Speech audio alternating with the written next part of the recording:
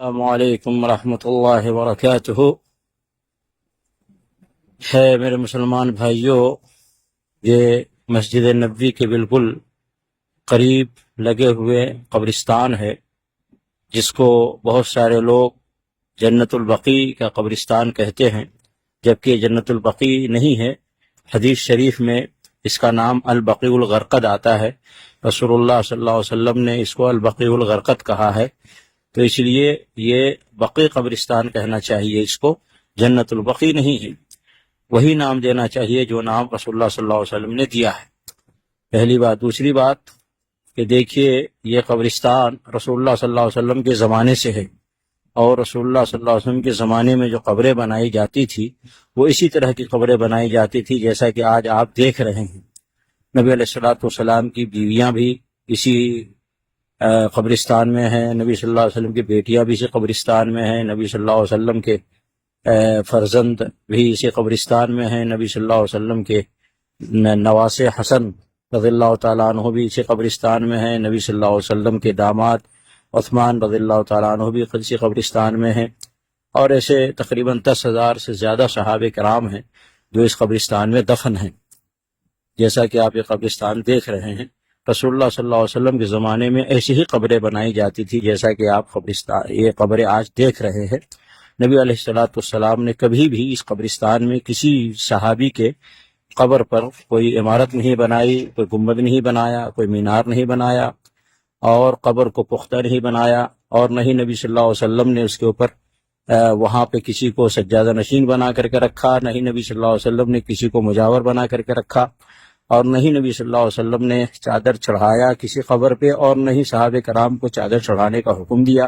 نہ ہی نبی صلی اللہ علیہ وسلم نے قبر پہ پھول چڑھایا، نہ ہی نبی صلی اللہ علیہ وسلم نے کسی کو پھول چڑھانے کا حکم دیا۔ تو مسلمانوں کو ویسے ہی قبرستان بنانا چاہیے، اور قبرستان میں وہی کرنا چاہیے جو رسول اللہ صلی اللہ علیہ وسلم سے ثابت ہے، ورنہ اگر کوئی رسول اللہ صلی اللہ علیہ وسلم کے خلاف کوئی کام کرے گا کسی جگہ پر بھی، اور بالخصوص قبرستان میں، تو وہ گنہگار ہوگا، کیونکہ رسول اللہ صلی اللہ علیہ وسلم نے فرمایا ہے من عمل عملا لیس علیہ امرنا فہو رد۔ مسلم شریف میں یہ روایت ہے، نبی علیہ الصلوۃ والسلام نے فرمایا کسی نے کوئی ایسا کام کیا جس پر میرا حکم نہیں ہے، وہ ریجیکٹ ہے، وہ عمل بھی مردود ہے، رد ہے، اور وہ عمل کرنے والا بھی مردود ہے اور رد ہے، تو اس لیے ایسا نہیں کرنا چاہیے۔ اور پھر اسی طریقے سے قبرستان کی زیارت کا جو مقصد ہے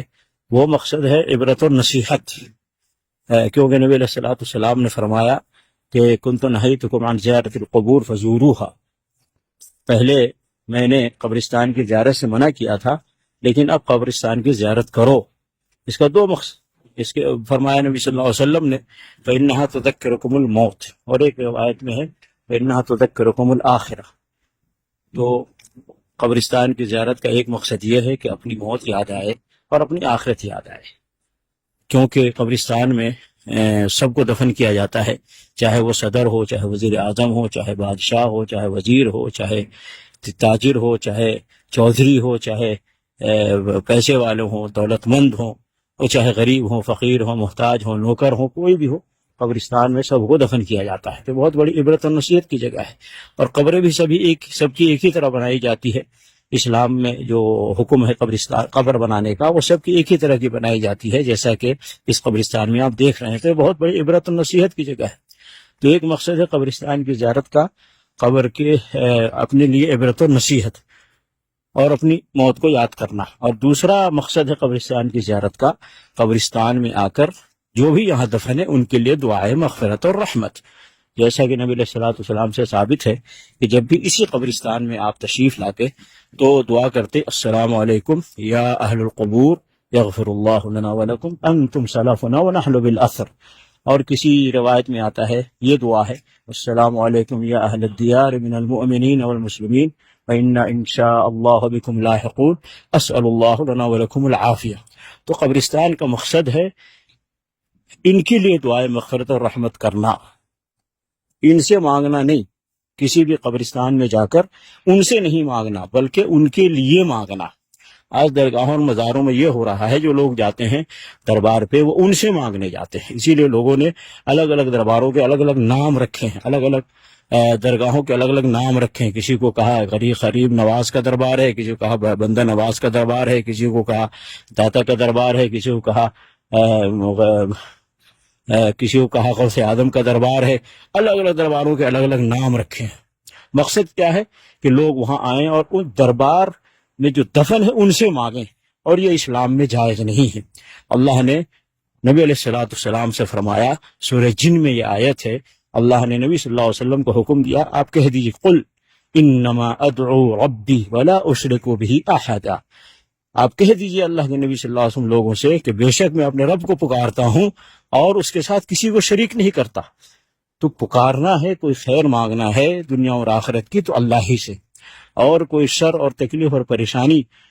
دور کروانا ہے تو وہ بھی اللہ رب العالمین ہی سے التجا اور فریاد کرنی ہے، قبر والوں سے نہیں. قبر والوں کے لیے ہم دعائیں کریں گے، قبر والوں سے ہم نہیں مانگیں گے. یہ نبی علیہ الصلوۃ والسلام نے سکھایا، تعلیم دیا ہے.